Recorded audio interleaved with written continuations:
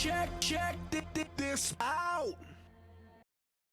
This morning, I have the privilege of sharing the stage with two wonderful women who are both just as excited to share their recruiting success with all of you.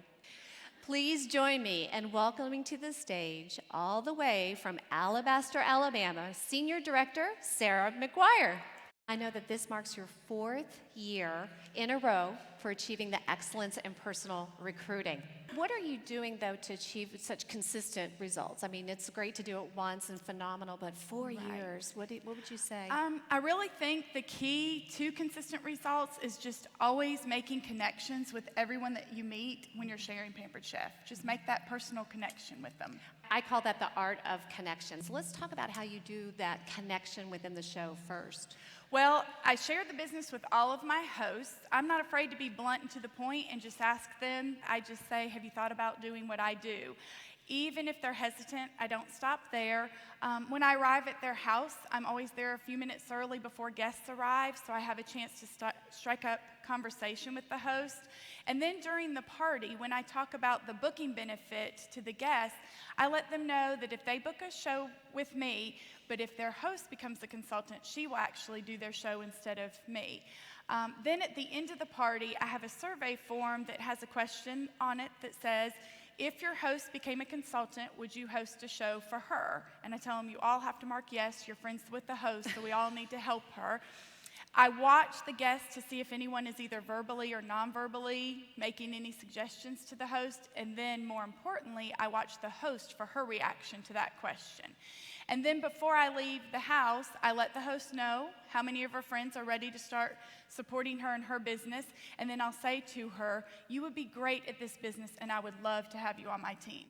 I really work hard to build relationships with my guests, my hosts, and just anybody in my life. Even if they don't join my team, I want them to feel comfortable recommending me to people that they may know that could use this. So, just build that relationship with everybody. So you have what I would call a network of talent scouts, people out there watching for you.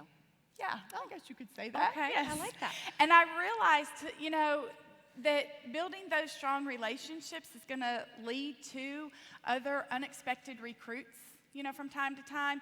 This past spring, I had a consultant join my team, Catherine Trainer. I had never met her, but we had a mutual friend, Jennifer. I received an email from Catherine letting me know she was interested in starting her own business. So I immediately picked up the phone. I did not respond to the email. I picked up the phone to call and introduce myself to her.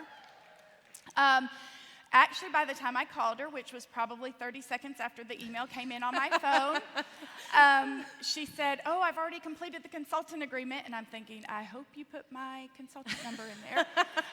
But anyway, she said, I've already completed the consultant agreement. I'm so excited. I can't wait to get started. So, really the key to this is that if you build that relationship and you're positive about your business, you have a great reputation, people are going to remember you and they'll refer others to you. Catherine is an amazing asset to my team. She is already a team leader. She's one away from being a director, and it is strictly the result of positive and successful reputation. So I'm just wondering, have you ever had a time of struggle? Really, almost from the very beginning of my business, I realized people are just going to tell you no. When someone on my team is asking someone to book a show or join the business and they keep getting no, and they call me for support and they'll say, oh my gosh, everyone's telling me no, I will actually say, oh, that is fantastic. You have 6 no's. You're that much closer to a yes. I'm so excited. And then there's complete silence on the phone. I'm like, what? And then I'll let them know, okay, who else can we think about? You're so close to the yes. Let's think of who else we can call and get on your calendar. What other recruit leads can we work with? I kind of have 4 suggestions for any of you that want to be stronger recruiters, because everybody's already recruited if you're in this room. So if you want to be stronger, first, have fun throughout your entire party. Be yourself, be real. Others will be attracted to you. They're going to want what you have. They're going to come up and say, okay, I've got to do what you're doing because it's awesome. Second, keep it simple. People get discouraged if it's too complicated or time-consuming. Keep it simple. Third, ask everyone. Do not make assumptions. what someone's needs or wants are. Whether you're asking at full service checkout or follow up the next day, be sure and share the gift with everyone you meet, because you really can be surprised who your next recruit may be. And then finally, don't just recruit people with your same characteristics. You will be looking forever for those recruits.